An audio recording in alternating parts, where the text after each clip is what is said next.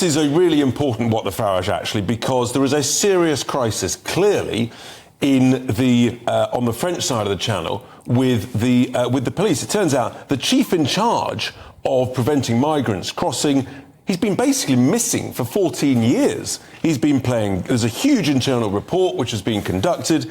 He's been out there basically, he doesn't go to sort of do anything in the morning, rocks up for a couple of hours according to this report, and then disappears swimming or playing golf. And he's the commander of the riot police unit CRS 4. And here's the thing, we've spent 500 million quid in order for more patrols, more squadrons, more gendarmes. It turns out that the prefecture have confirmed that at the moment there's only one mobile unit that's being essentially funded by the UK that patrols the Calais area. So you're sort of thinking, what else are they doing with all of our cash?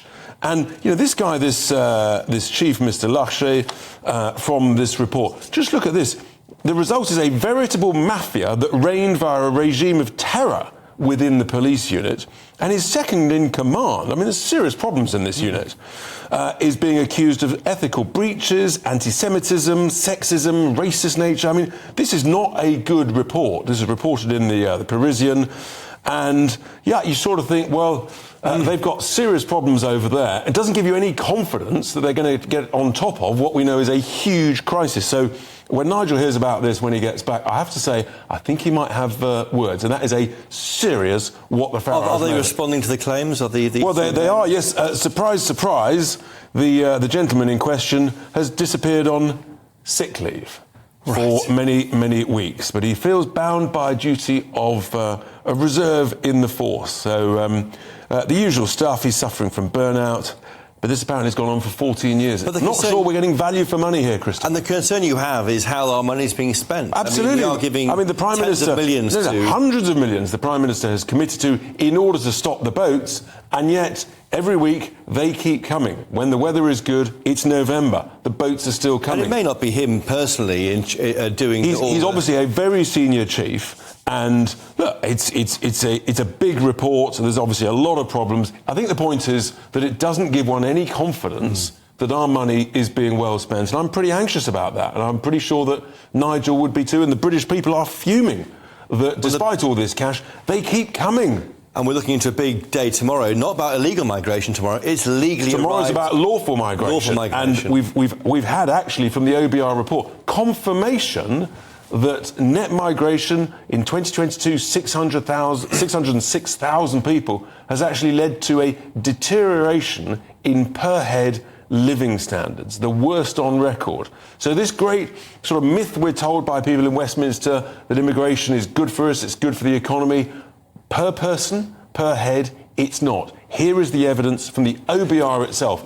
The government is trying to shake that up. They're trying to bring more people back into the workforce off on benefits, aren't they? No, hang on. That's those who are already living here. I'm talking about net lawful immigration into the country. Forecasts suggest it could be as high as 700,000 for the year to June 2023. Maybe they've sort of managed the expectations. It's clearly another massive number. It clearly proves the total lie from the Tories manifesto when they said they were going to bring numbers down, in particular low-skilled numbers down. They've done the absolute opposite. It's nowhere near tens of thousands, which, of course, David Cameron pledged back in 2010. The truth is, it's nearer 1 million net than tens of thousands, which was pledged back in 2010. And I think people feel absolutely let down. People from all parties and no party, they're just saying, this is changing the quality of our life. It's reducing our public services ability to look after us all. But Richard, the problem is it's a choice that the elected leaders make about this, because the small boats issue is a problem. We can see it happening weekly. The net migration figure is a political choice. Correct. They made a political choice deliberately, having told the people we would have a skilled worker visa system, which one assumed would have therefore a high salary threshold. They set the threshold down for some jobs down as low as 20,000. Now, they're trying to desperately play catch-up. They've also created complete open season for student visas. Again, in the year to June, some 650,000 student visas granted, who can then, once they've finished their degree, stay on a graduate worker visa, then stay on a skilled worker visa, then stay permanently. So there's another legal backdoor to stay here forever. You know, and I know, the Treasury need a certain amount of net migration. Or so. No, I completely dispute that. Let me finish. We know that the Treasury say this. They do say this. They need 200,000 net migrants arriving here. You may not be happy, Richard Tice, but they do say that. Do you dispute that figure? I do completely dispute that. And the evidence is now there. Per head, it's not good for people already living here. And therefore, the Treasury is letting down the British people. What we need is courageous politicians to call it out. I say we should have net zero. We want smart, high-skilled, highly qualified immigration.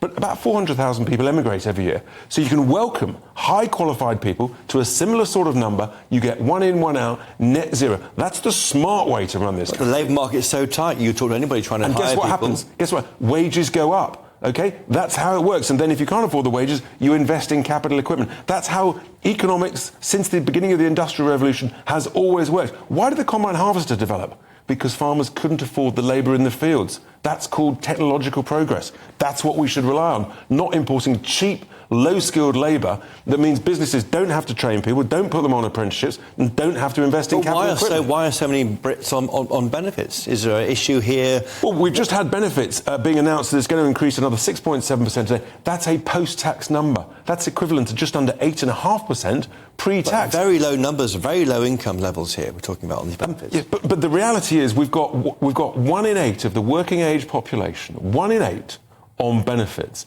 because benefits are net of tax. And so for too many people, they're saying on low incomes, the tax rates are too high. That's why my proposal to lift it to 20 grand is absolutely the right proposal, as Liam Halligan said earlier. That's what we've got to do. You've got to get British people motivated back into work.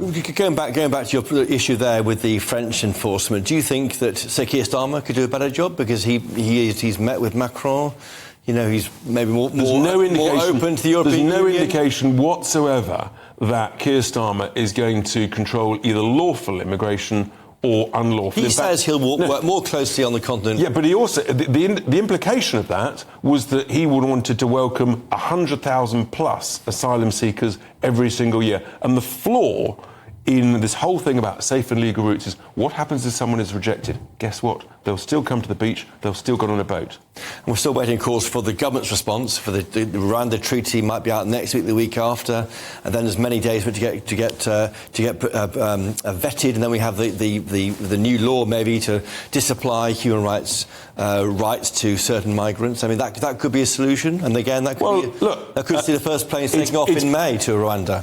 In May, that'll be 2 years after they started this process. What the PM has said. But no one seriously thinks that a few hundred people going to Rwanda is going to be a deterrent to tens and tens of thousands who are trying to cross the channel. But you say no one, but the government thinks that. The government thinks it will break the model. That's their argument. They say that. I think when you talk to them privately, as I suspect you do, they don't really believe it. It doesn't make sense. How could a deterrent of a few hundred going to Rwanda be a genuine deterrent for 25 or 30,000, Chris? It just doesn't stack up to me. Well, they're hoping so, and they've all of their eggs in one basket. Which is what the former Home Secretary said. She said, quite rightly, you've got to have a plan B and a plan C. That's what we do in the world of business. You never rely just on plan A. Otherwise, when plan A doesn't work out, you look a bit of a fool. I'm afraid that's what's happened with the Prime Minister. He's now desperately scrabbling, trying to catch up. Yeah. But I think the British people are losing faith rapidly, and I don't think there's much... Are Tory MPs losing faith? Are they reaching out to reform as a happy birth for them, Richard? I'm being asked this by lots of people. Just you and me talking, don't we? It is just you and me talking. Of course, what we forget is the numbers of people watching GBNews is going through the roof. So actually, there are hundreds of thousands of people watching and listening. That. And I'm not going to give a running commentary, Christopher, because that would be the wrong thing to do. You're like the rest of them, you are, Richard Tice. You're all the same. You're no running commentaries. Yeah, but that's because you want, as a journalist, you want to break the exclusive. But look, I'm not giving a running commentary, but I think it's fair to say... Is there a hotline established? They've all got my number, put it like that. Wait and see.